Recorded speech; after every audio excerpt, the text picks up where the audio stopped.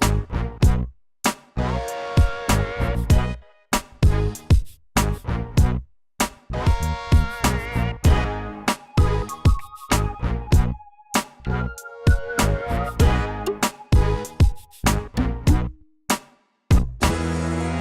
I'd like to spend just a second here just to acknowledge the First Nations community on whose unceded territory we gather tonight.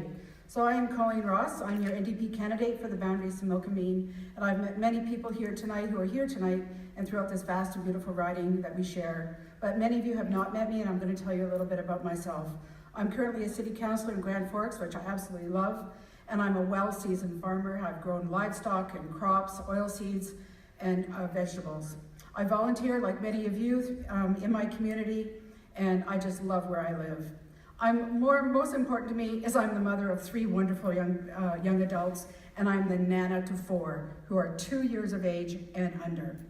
And I'm in here today running for your MLA, for you, for Emery, Otis, Fiona, and Fern, because I'm concerned about you, I'm concerned about my kids who are the millennial generation, and I'm concerned about my grandchildren. Over the past 30 years, I've worked nationally and internationally and locally, and I am concerned about the future of our world. I'm concerned about the future of the South Okanagan. And I understand how decisions are made at a higher level and how they impact us at the grassroots. I'm running to be your MLA because BC and the South Okanagan and this entire region cannot bear another 4 years of Christy Clark and the BC Liberals' Wild Wild West. It's not a joke.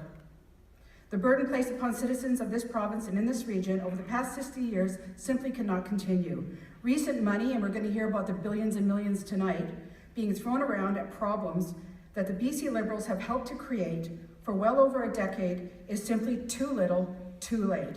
The outcry that I'm hearing as I go door to door from seniors, families, youth, the children in care has been ignored, while Christy Clark and the BC Liberals have lined their pockets with donations from the corporations that she has contracted with to build her legacy projects that we do not need. And as I continue to visit people throughout this fast riding, I'm hearing stories repeated over and over again. People living in chronic pain and unable to see a doctor or to get surgery that they so desperately need.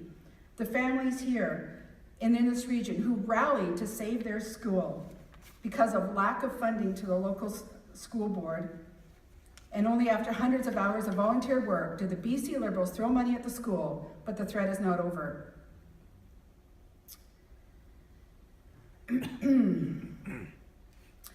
I'd just like to wrap up my opening by saying that, well, one of the things that has really impacted me and really touched my heart is talking to seniors and low-income families who are feeling the cold this winter.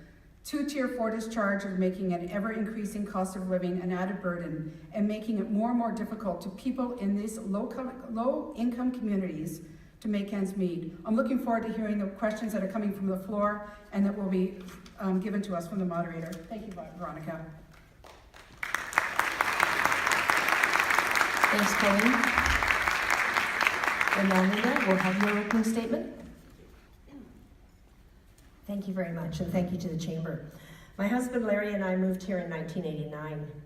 My daughters have graduated from SOSS, and my grandchildren are now graduating from SOSS. I volunteer here with the Sunnybanks Auxiliary, which I have for 28 years, WOW for 26 years, and I still manage the Muffin program here at SOSS, which I have for 15 years. I care about this community and the people who live here. I'm a tireless supporter of the people who make their living here in our very diversified agricultural industry. The collapse of the canal a year ago brought financial support from my government to do the temporary repairs. And this morning I announced $5 million for the new portion of the canal that needs to be built. There's been a lot of work done through my office as well for the tree fruit industry in funding for the extended replant program and support for those who export out of Canada. The wine industry has experienced tremendous growth with the support of this government. The liquor regulations have been brought out of the dark ages, and BC Wine is benefiting from expanded customer opportunities and extensive marketing programs. And craft beer and cider is also taking a place in the market. Agri-foods has also experienced a 25% increase in growth in the last 5 years. It is now a $13 billion industry in British Columbia. The corrections facility has given a boost to our South Okanagan economy with the addition of 240 family supportive jobs. And real estate has experienced a mini boom as a result. But our schools have also benefited with increased enrollment. All of our small business benefit from one of the lowest tax rates for businesses in Canada. And they continue to make this a great place to live.